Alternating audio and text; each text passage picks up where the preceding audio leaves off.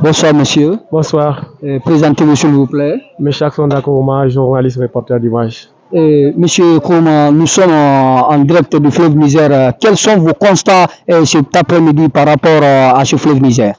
Et je vais dire que j'ai un cœur déchiré parce que je suis déjà quelqu'un qui est amoureux de la nature. Donc pour tout amoureux de la nature, retrouver un fleuve, le fleuve qu'on nous a tant parlé, le fleuve dont on nous a lancé des mérites, il faut le dire comme ça, parce que moi personnellement je suis guinéen, j'ai étudié en Guinée. Et le système éducatif, en tout cas, toute personne qui aura étudié en Guinée à travers les classes élémentaires aura vu le Niger, c'est-à-dire à travers sa source, à travers ses affluents, et même l'embouchure, hein, c'est-à-dire où le fleuve Niger se jette aussi dans les autres pays, parce que c'est un pays qui traverse même les frontières, qui va au-delà même des frontières guinéennes. Donc aujourd'hui, trouver ce fleuve dans un état de dégradement très très avancé, juste, c'est pourquoi je résume cela à un cœur déchiré. Et c'est bien beau de s'asseoir à Conakry aujourd'hui dans des ministères, je veux pointer du doigt le ministère de l'Environnement.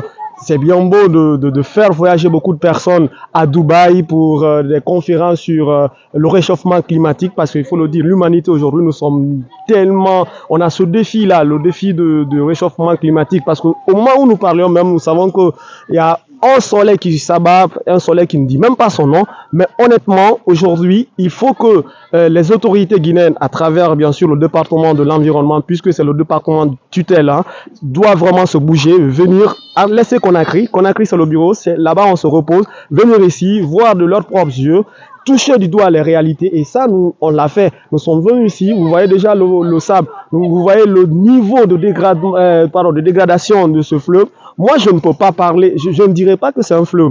Tout de suite, là, ça a l'air, je veux dire, ça frise, hein, ça frise ce qu'on appelle la rivière. Ça ne répond pas aux critères d'un fleuve. Parce qu'un fleuve, ça va au-delà. Ça, c'est depuis la 3e année, c'est-à-dire les cours élémentaires, on nous apprend déjà qu'un fleuve, ce n'est pas ça. Mais moi, je dirais tout de suite, c'est la rivière. Et c'est très triste.